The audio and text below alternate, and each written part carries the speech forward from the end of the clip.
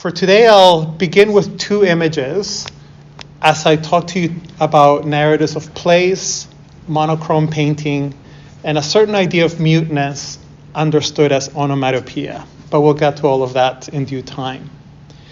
The first image that I'm showing you now was taken in 2017. And it features my mom, who had joined me in revisiting the first place that we lived in Toronto, after moving to Canada more than 35 years previously. Our apartment back in 1981, this building, was at 180 Markham Road in the Toronto suburb of Scarborough. So here we are revisiting my new childhood home when I was only 10 years old. And this was part of my preparation for an exhibition at the Macintosh Gallery that I was working on.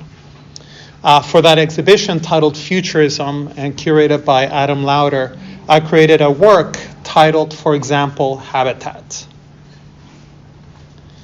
So this is an image showing kind of working on this piece. The work consists of 35 monochrome panels painted in oil.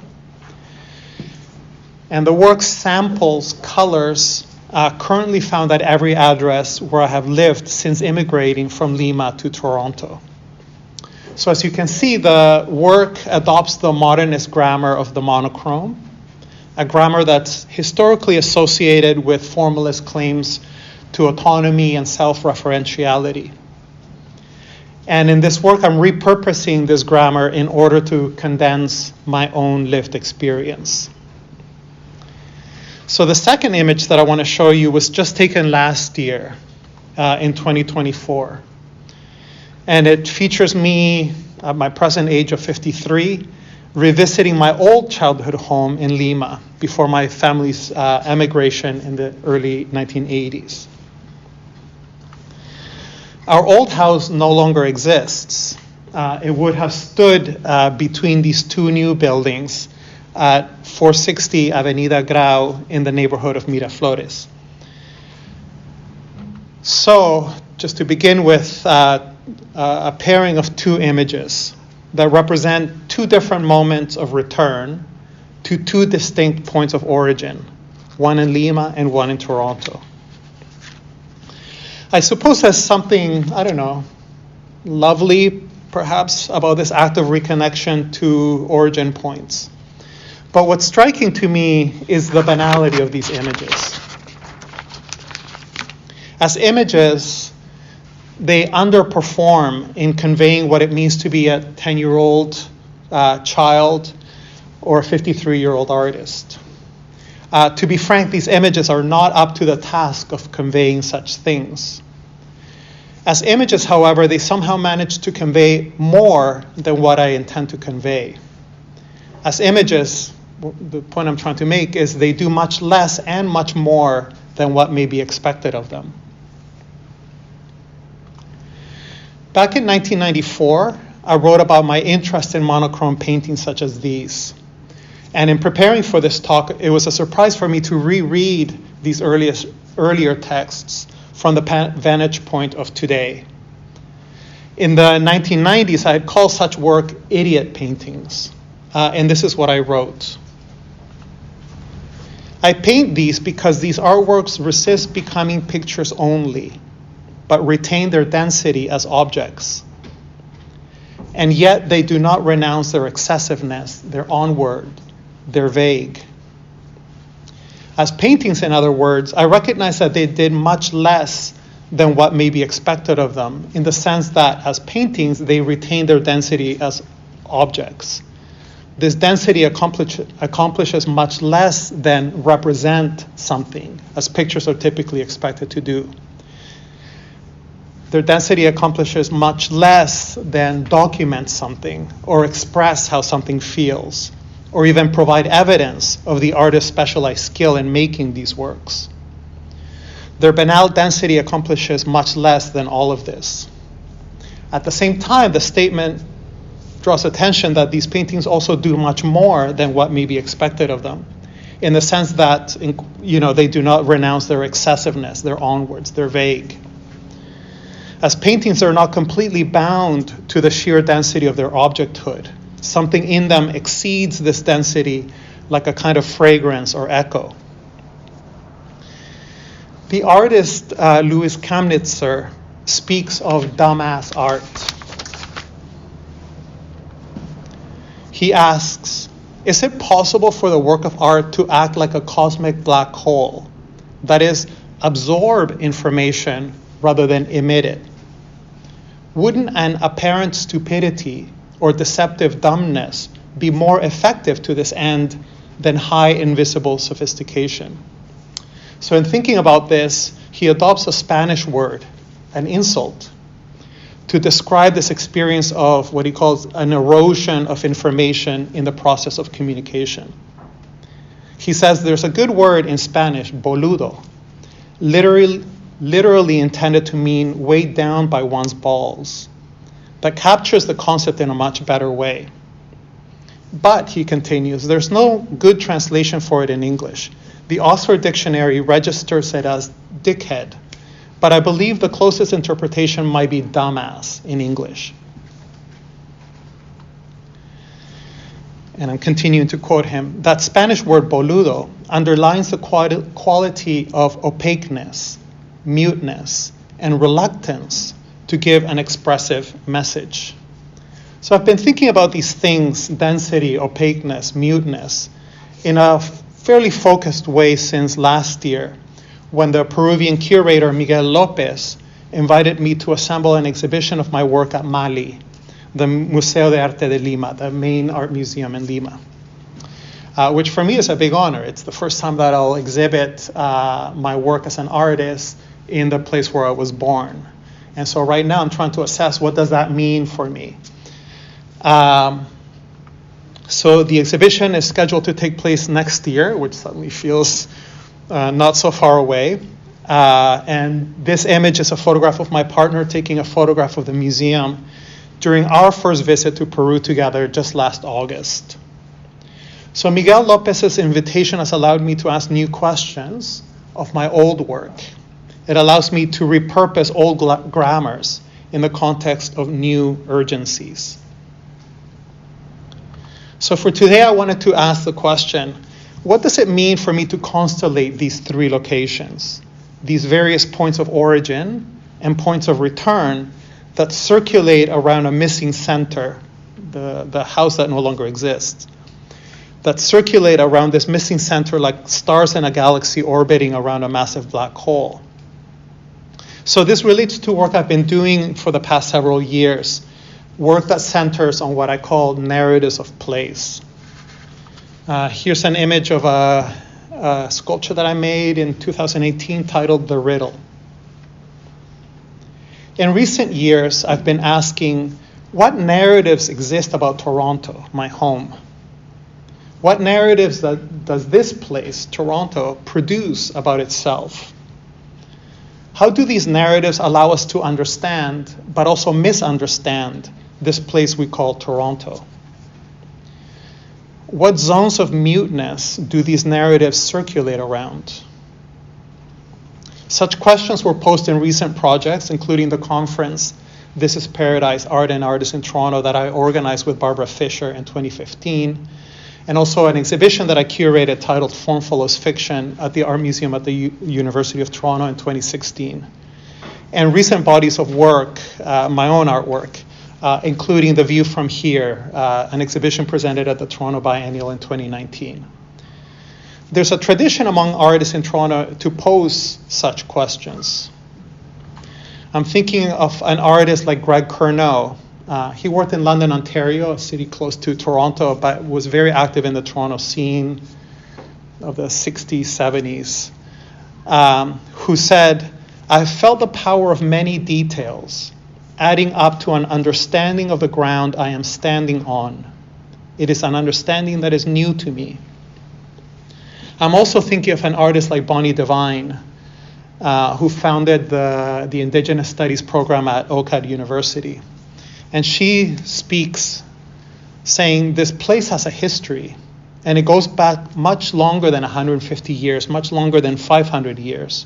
And she is, of course, referring to colonization. and the formation of the nation-state of Canada. She says, this place has a memory, and it has a voice, and if you listen to it, you will hear it. So the questions I'm asking are, what does it mean to attend to the density of the ground that I'm standing on? What does it mean to listen to the voice of a place, a memory and a voice that precedes the colonial violence, that tries to capture and contain and silence and erase this voice?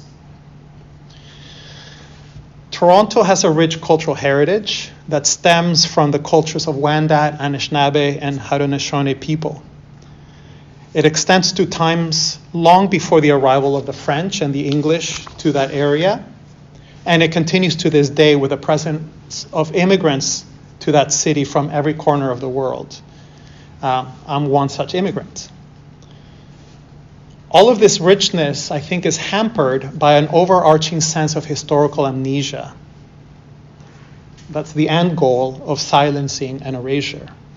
This sense of amnesia creates the foundation, or better said, this amnesia provides the gravity field for a distinctive type of local culture.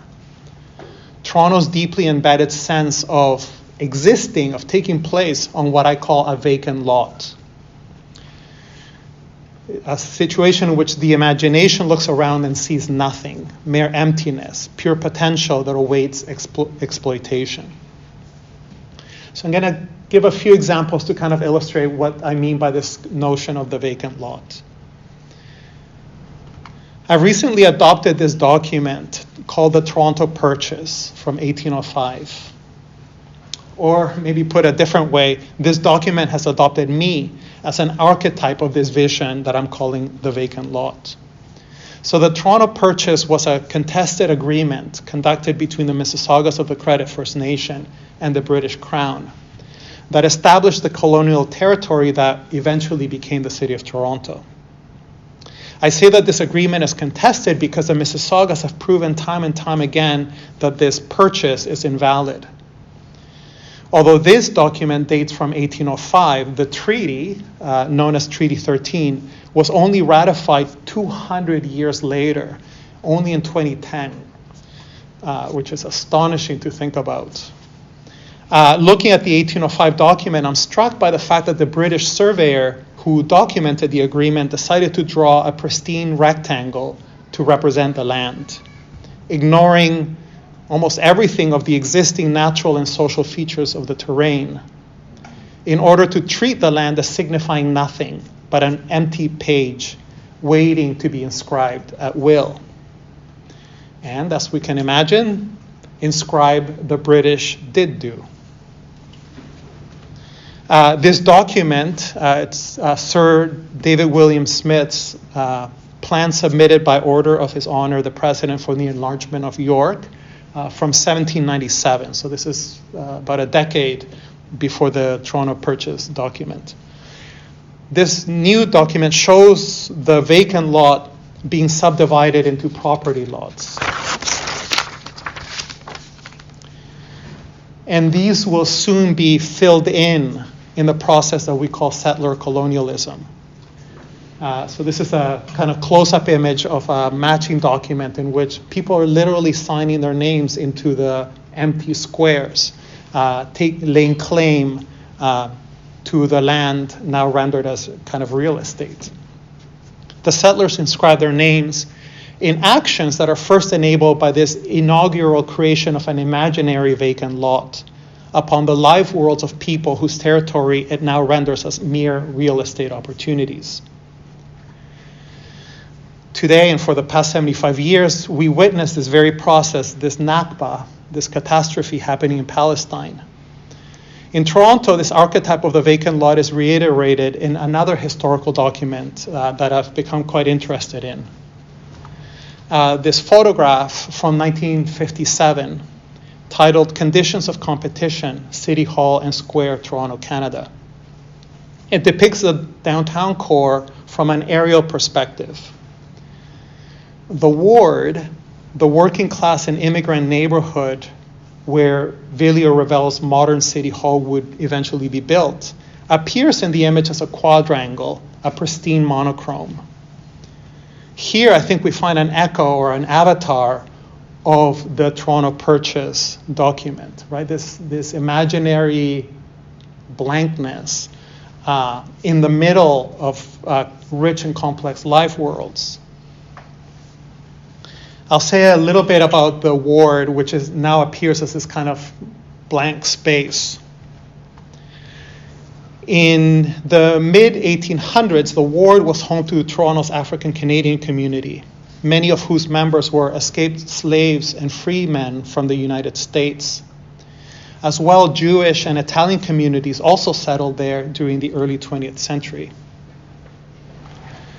In 1946, the Toronto City Council authorized the expropriation and razing of the lower ward, the location of the city's first Chinatown. The fantasy of a vacant lot, the imaginary of what's sometimes called terra nullius, a void superimposed on the environment, an act of complete erasure, literally bulldozing the entire neighborhood, rendered this rich and complex life world as something now ready for appropriation by capital and the state. The place where I live is fundamentally shaped by the operations of the vacant lot. This is painfully clear to me each and every day. In the middle is a photograph I made on this territory of the Mississaugas on the site of the Ward neighborhood, a photograph that I titled Nathan Phillips Square, Toronto City Hall, that I made in 2017. As an artist, I'm interested in engaging with these acts of capture, containment, silencing, and erasure that are orchestrated to produce what I've been calling today colonial amnesia. This is a silkscreen print I made titled The Ward in 2016 that adopts that 1950s document in order to make work with it. It's an attempt to render the vacancy of the vacant lot as an object of awareness. I'm also interested in the way that other Toronto artists attempt similar things. An example is Gordon Lebret, an important conceptual artist who made this piece Get Hold of This Space in 1974. This is one of the works that I included in the Form Follows exhibition, Form Follows Fiction exhibition that I curated. Which brings me to my adoption as an artist of the modernist grammar of monochrome painting. This is an image showing the process of installing a recent exhibition I made at Patel Brown Gallery. The exhibition was titled Borderline Cases, Two in the Bush, in which I presented some of what I'm calling these monochrome paintings that I made in the late 1990s. This is a nice example, I think, of what I've called, at the time that I was making it, an idiot painting, what Louise Kamnitzer has more recently called dumbass art. As you can see, the painting consists of two solid blocks of color, one stacked above the other. Like an idiot, I insist on calling these paintings monochromes. Monochrome paintings have a rich history in modern art. As art historians, I think you'll be familiar with it. From the early monochromes of the Russian avant-garde, works such as Alexander Rodchenko's pure red color, pure blue color, pure yellow color, made in 1921, to the color field paintings of figures like Mark Rothko of the 1940s and 50s, about whom I'll speak as part of the Orion lecture series later this afternoon. So here's Rodchenko talking about his work at the time in the 1920s. I reduced painting to its logical conclusion and exhibited three canvases, red, blue, and yellow. I affirmed it's all over. Basic colors. Every plane is a plane, and there is to be no representation. And I've included a quote from Mark Rothko, who in a 1943 letter to the New York Times, written with fellow artists Adolf Gottlieb and Barnett Newman, had said, "There's no such thing as a good painting about nothing." I'm struck by this double negative in this last statement, the no such thing and the painting about nothing. There is no such thing as a painting about nothing. There's a double negative there. I wonder, as an artist today, thinking what's being affirmed in Rodchenko's reduction, this drift away from representation. I'll speak about pictures of nothing in my lecture this afternoon, but for now I'd like to ask, why would a painter paint a monochrome? Why would an artist resort to idiocy in relation to their work, so that the work turns into a black hole that absorbs information rather than emits information? There's a long tradition of critical writing on the subject. For me, the most influential has been Vancouver artist Jeff Wall's essay, La Mélancolie de la Rue, Idyll and Monochrome in the work of Ian Wallace, in which Wall writes of the monochrome as a kind of hieroglyph.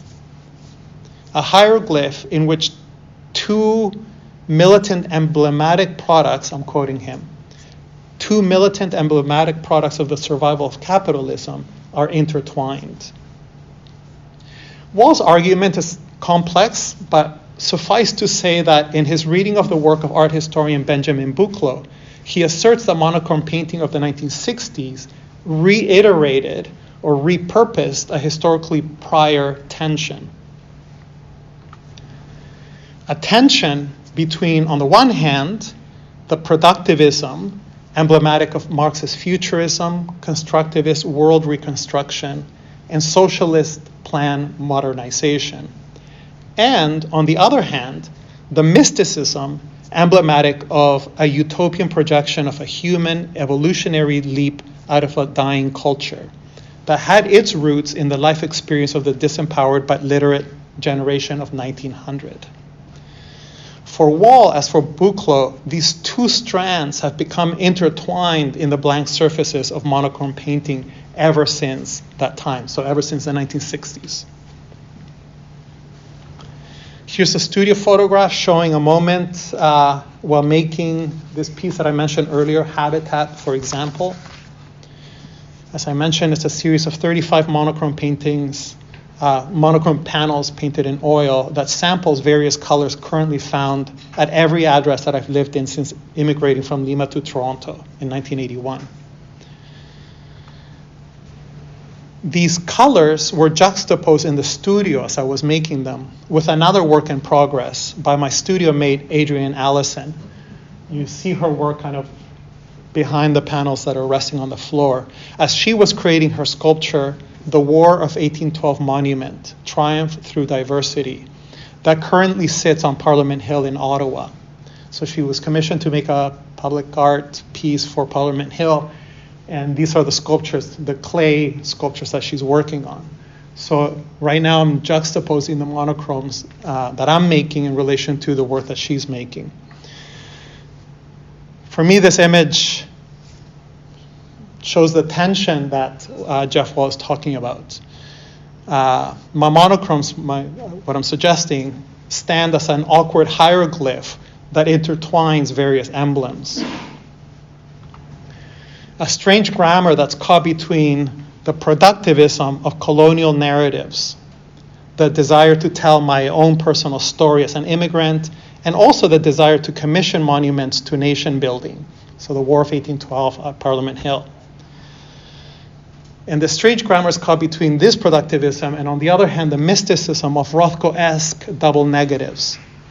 Attempts by literate but disempowered life worlds to affirm something by means of negating the negations of colonial amnesia.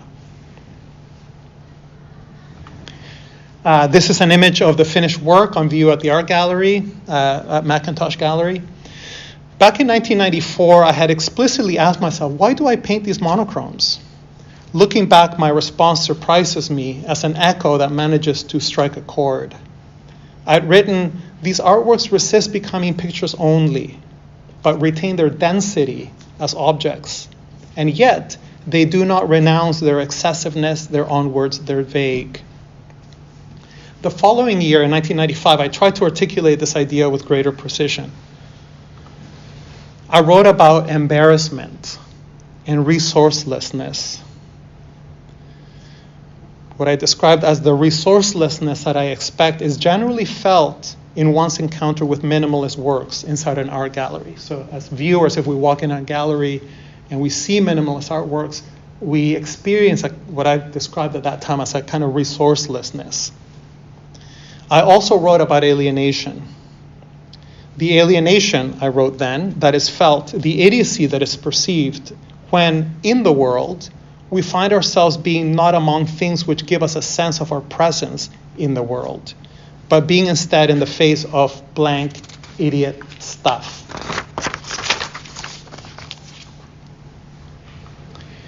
It is the embarrassment of, okay, now what?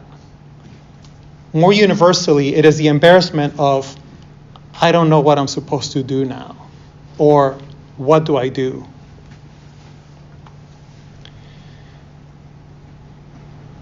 It is the emotion of an encounter with obduracy, the feeling of meeting a dead end, of being up against the wall, of nothing to grab onto. This, I think, is precisely what the vacant lot produces, an enduring process of displacement, dispossession, silencing, and erasure that creates nothing, a black hole that becomes something to grab onto or to be grabbed by.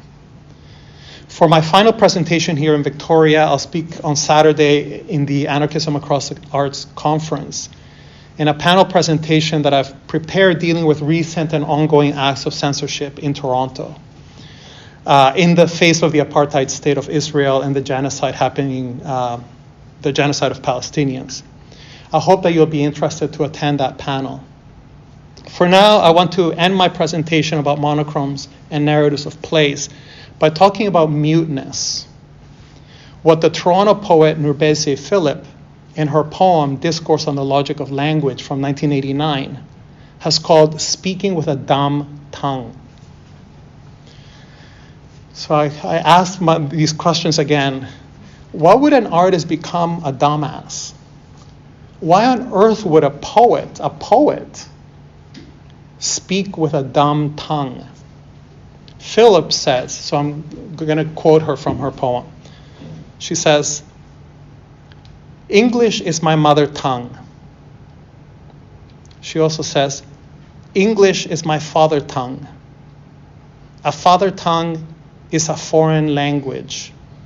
Therefore, English is a foreign language, not a mother tongue. And she concludes, I'm only giving excerpts from her poem. She concludes, I have no mother tongue. I must therefore be tongue dumb, dumb-tongued, dub-tongue, damn dub tongue. So why would a painter paint idiot paintings when we know there's no such thing as a good painting about nothing? So I realize that speaking in this way, is a little bit risky. I risk being seen, I think, as an immigrant bemoaning the loss of mother tongues. But I must remind myself that Spanish, like English, is not a mother tongue. I also feel like risk being seen as a Peruvian in the diaspora, bemoaning the loss of home here in Canada. But I'm also reminded that Toronto, Lima, not Lima, is the place that I call home. I feel much more at home in Toronto than I do in Lima, even though I was born in Lima. Toronto is a place that has adopted me with the strange gravitational pull of its buried histories and its bulldozed communities. This is what has kind of given me an orientation and a perspective as an artist. This is what makes sense to me. I feel I also risk performing or being seen to perform the role of the lacking alterity who wants nothing but to fill in the blanks that tell my own personal story. But as I hope it's clear I've been insisting this morning, idiot paintings do nothing of the sort.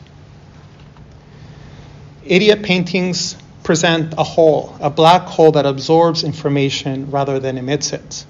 And this is an image of a silkscreen print that I made titled The Demonstration. I made it in 2013. A negation of painting appearing in the place where paintings should be. A negation that bears the fragrance of a bulldozer turning neighborhoods into vacant lots. A negation redolent with echoes of the surveyor's tools that render someone's territory as a real estate opportunity.